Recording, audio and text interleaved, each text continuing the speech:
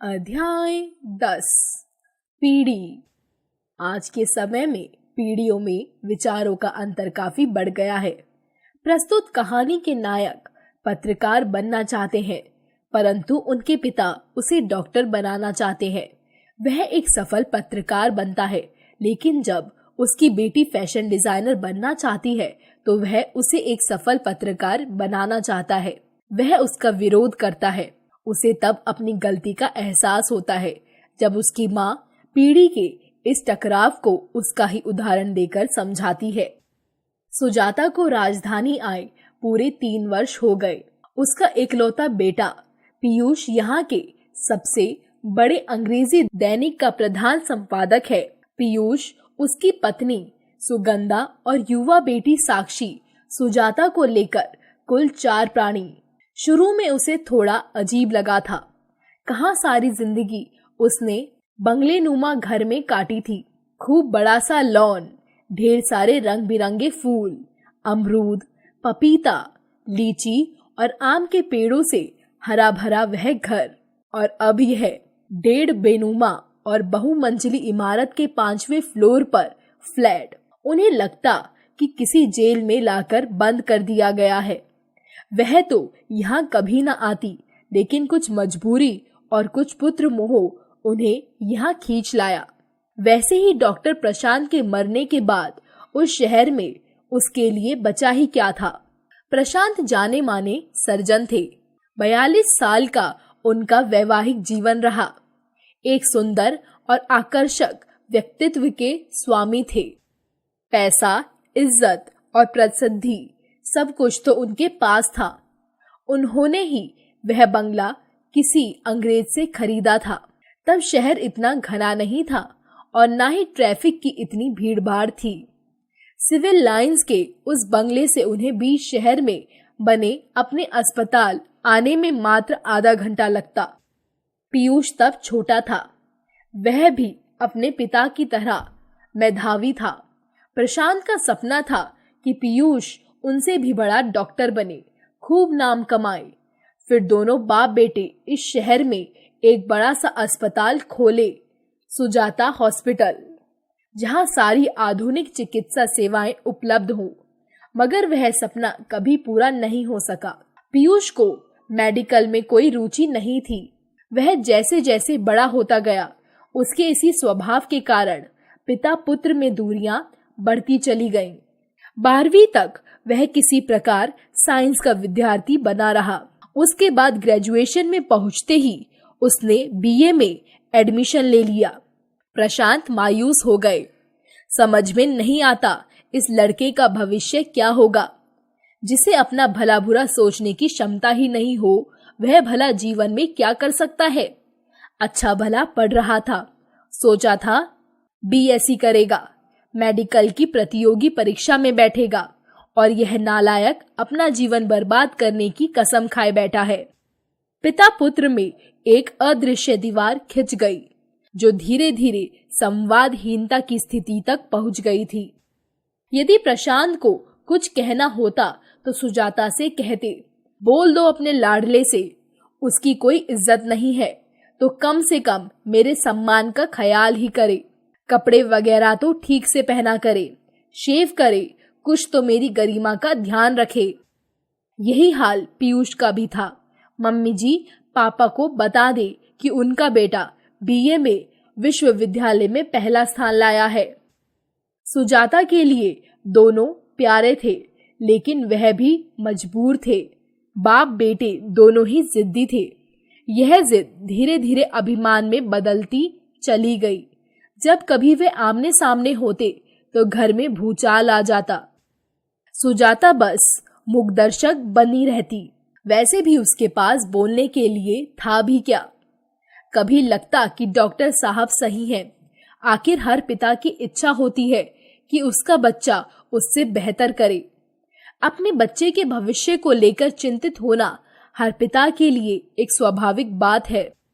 फिर यदि डॉक्टर प्रशांत ऐसा कर रहे हैं तो कोई अनहोनी थोड़ी ही है।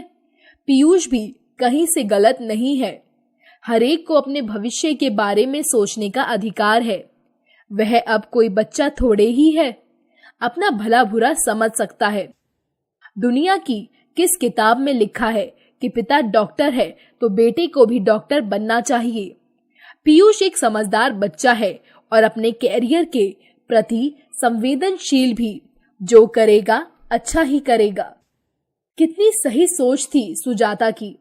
आज अपने पिता से भी ज्यादा प्रसिद्ध और पैसा है उसके पास।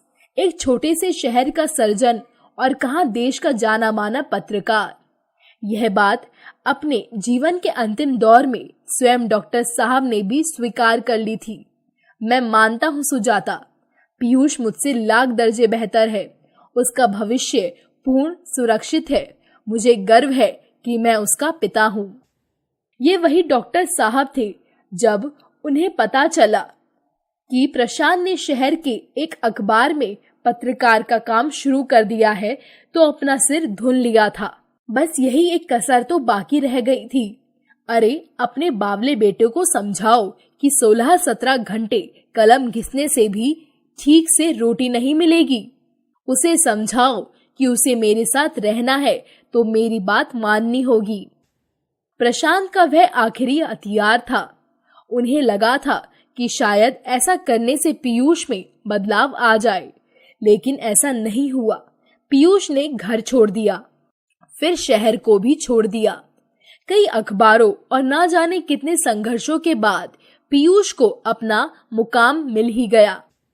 हाँ, नहीं मिट पाया तो पिता पुत्र के बीच का फासला।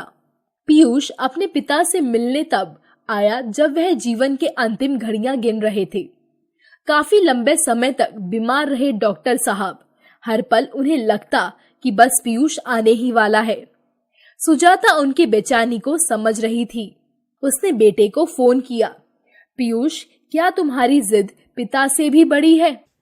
यह कैसी जिद है बेटा कि पुत्र अपने मरणासन पिता से भी नहीं मिल सकता? पीयूष दूसरे दिन पिता के पास था। बात तो तब भी उनमें नहीं हो पाई। बस दोनों की आंखों के आंसू अपनी व्यथा कहते रहे।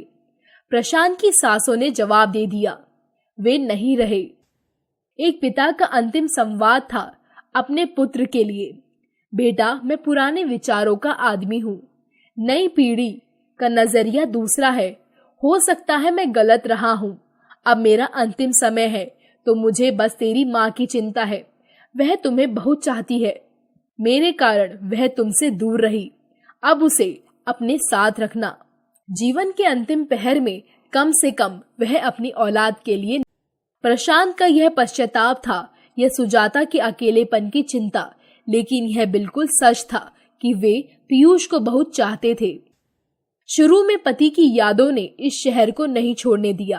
प्रशांत कहता रहा, माँ, पापा के बाद इस शहर में आपके लिए क्या बचा है? आप मेरे साथ चलिए। लेकिन बेटे के इस आग्रह को सुजाता टालती रही। धीरे धीरे अकेलापन और बुढ़ापा उसे सहारे के लिए प्रेरित करने लगा।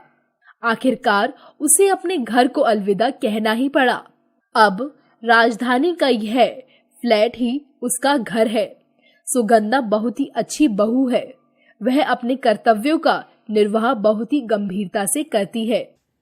साक्षी के लिए अगर वह ममतामयी माँ है तो उसके लिए सुघड़ और संवेदनशील बहू। पीयूष की तो वह सब कुछ ही थी कि लेकिन आजकल वह काफी तनावग्रस्त थी। साक्षी ने इस वर्ष 12वीं पास किया था और वह फैशन डिजाइनर बनना चाहती थी। पीयूष उसे पत्रकार बनाना चाहता था, अपनी तरह ही एक सफल पत्रकार। बाप बेटी के संबंधों के बीच तनाव ने जगह बनानी शुरू कर दी थी। समझाओ अपनी इस बावरी बेटी को, क्यों टेलर बनकर अपना भविष्य चौपट करने पर तुली है? कितना संघर्ष है इस क्षेत्र में। सारी जिंदगी कपड़े काटती रहेगी। यह भी कोई प्रोफेशन है? मीडिया का अपना रुतबा है।